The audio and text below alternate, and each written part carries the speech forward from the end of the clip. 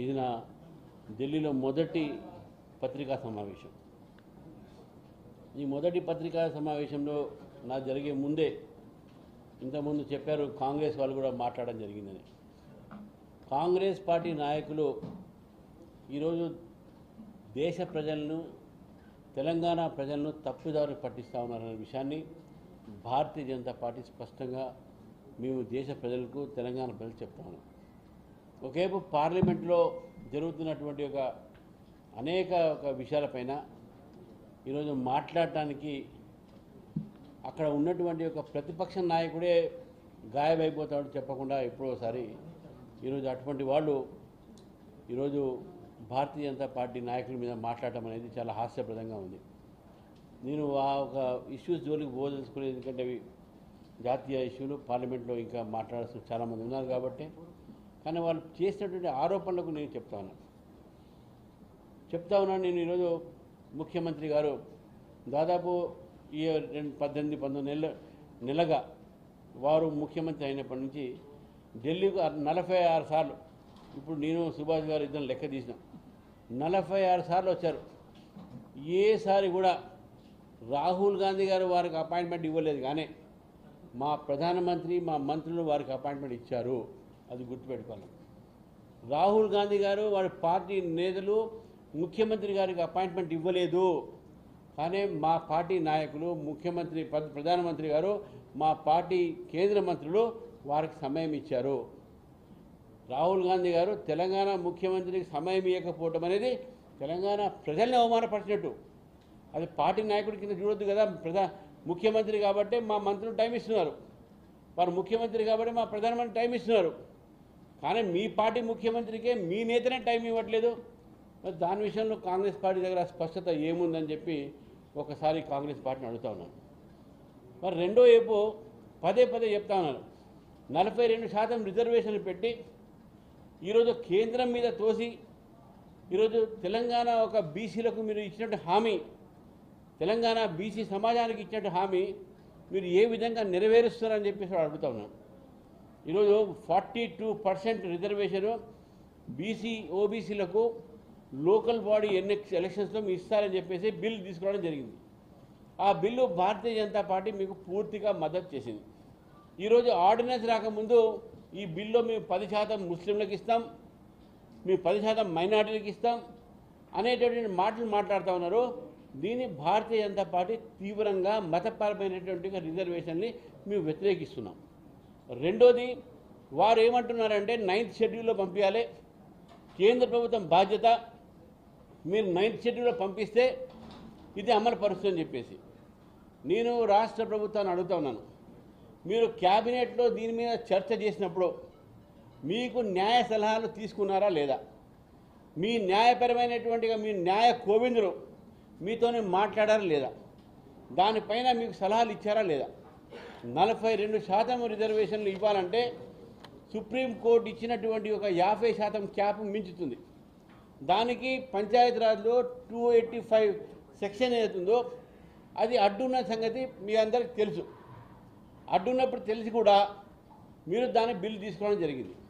ఇప్పుడు ఆర్డినెన్స్ తీసుకొస్తున్నారు. ఆర్డినెన్స్ తీసుకొచ్చి మీరు 9th షెడ్యూల్లో దీన్ని పెట్టాలని చెప్పి మీరు అంటున్నారు. నేను రాష్ట్ర ప్రభుత్వాన్ని, ముఖ్యమంత్రి గారిని, వారి క్యాబినెట్ మినిస్టర్స్ని అడుగుతా ఉన్నాను, మీరు ఈ 9th షెడ్యూల్లో పంపించేటటువంటి ప్రక్రియ మీకు తెలుసా? మీ న్యాయ సలహాలు మీకు చెప్పలేదా? కేశవనంద భారతి కేసులో 1973లో కేశవనంద భారతి కేసులో చెప్పడం జరిగింది స్పష్టంగా, ఏదైనా సరే ఏ ఇష్యూని 9th షెడ్యూల్లో పంపిస్తే అది జ్యుడిషియల్ రివ్యూకు పోవాలి. ఆ సుప్రీంకోర్టులో జ్యుడిషియల్ రివ్యూ పోవాలి. తమిళనాడు కేసులో కూడా జయలలిత గారు ఆ రోజు పివి నరసింహరావు గారు మైనార్టీ గవర్నమెంట్ ఉంది కాబట్టి వారిని ఒత్తిడి పెట్టి వారు చేసినటువంటి రిజర్వేషన్స్ని కూడా 9th షెడ్యూల్లో పంపించారు. అది ఇంకా కోర్టులోనే ఉన్నది, దాని మీద ఇంకా తేలే ఏమటువంటి ఆర్డర్ లేదు.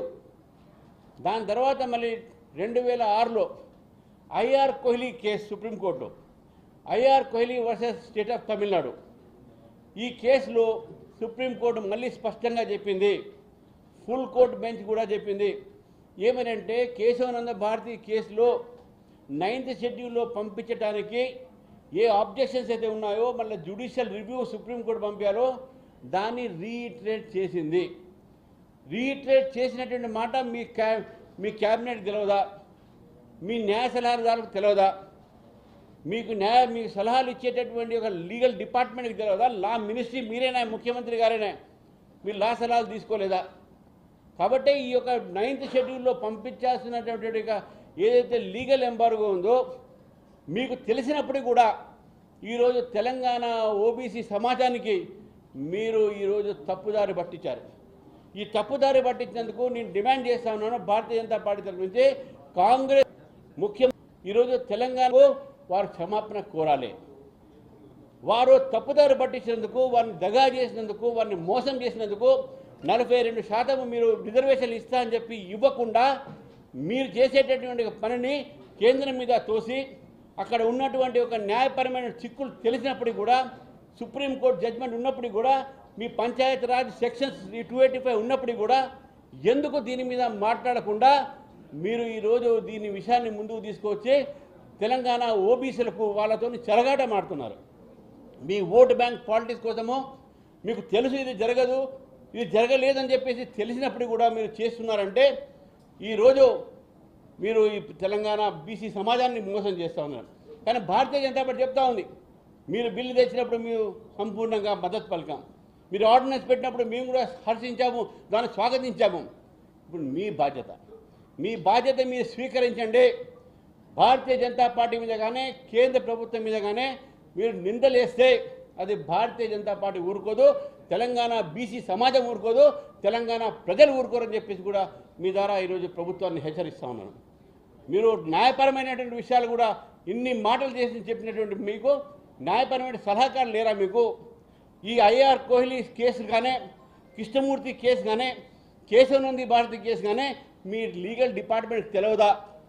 తెలిసినప్పటికీ కూడా మీరు ఓబీసీ సమాజాన్ని ఈరోజు తప్పుదారి పట్టించడానికి మీరు ఈ 42% తీసుకోవడానికి తీసుకొచ్చారా? మిత్రులారా, ఈరోజు ప్రభుత్వాన్ని నేను డిమాండ్ చేస్తాను, kindly implement 42% reservation for OBC without any 10% reservation for Muslims. ఈరోజు 63% క్యాప్, 50% క్యాప్ దాటి 63% అవుతుంది. అది మీ బాధ్యత. You should take the responsibility. Don't involve centre in it. Centre మీకు ఏదైనా లీగల్ ప్రాబ్లం తర్వాత చూస్తాం, కానీ 42% మీరు ఇంప్లిమెంట్ చేయాల్సి ఉంది. 9th షెడ్యూల్కు పోయేటటువంటి ఒక లీగల్ మార్గాలు లేవు. అది మళ్ళీ సుప్రీంకోర్టులో జ్యుడిషియల్ రివ్యూ అయితే లేట్ అవుతుంది. మీ ఎలక్షన్స్ జరగకుండా చేస్తారని చెప్పేసి మా పూర్తిగా నమ్మకం ఉంది. కేవలం ఎలక్షన్స్ పెట్టకుండా చేయాలని చెప్పేసి ఇటువంటి మార్గాన్ని ఈ ప్రభుత్వం తీసుకుందని చెప్పేసి భారతీయ జనతా పార్టీ భావిస్తాం. 42% ఇప్పుడు బీసీలకు ఇంప్లిమెంట్ చేయాలంటే సుప్రీంకోర్టు ఉత్తర్వుల ప్రకారం 50% దాటాలి. దాన్ని చేయాల్సిన కేంద్ర ప్రభుత్వం కదా. కాదు, నేను అదే అన్న 9th షెడ్యూల్లో ఎప్పుడైతే మీరు తీసుకురా మేము లీగల్ ఆర్డర్స్ ప్రభుత్వం క్లియర్ చేసిందేమో, మమ్మల్ని నమ్మించారు అసెంబ్లీలో, మేము నమ్మినాము. ఈ ప్రభుత్వం చిత్తశుద్ధి తీసుకొస్తుంది బిల్లు అన్నారు వాళ్ళు. బిల్లు మేము సపోర్ట్ చేసినాము. లేదు లీగల్ వాళ్ళు చెప్పారా? మాకు వాళ్ళు చెప్పారా? మేము అడిగినాం 42% పెడతారని పెడుతున్నాము.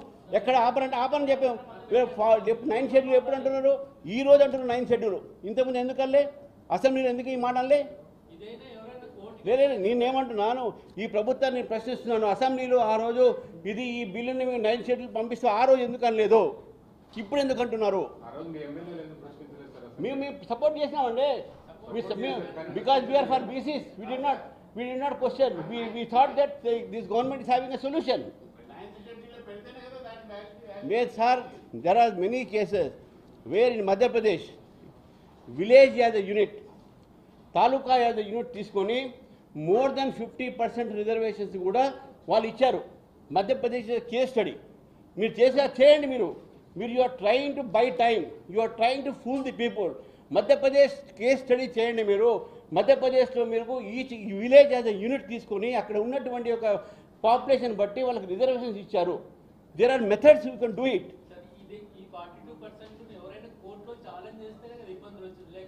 రాదు కదా, ఇప్పుడు ఎందుకు చేస్తున్నారు?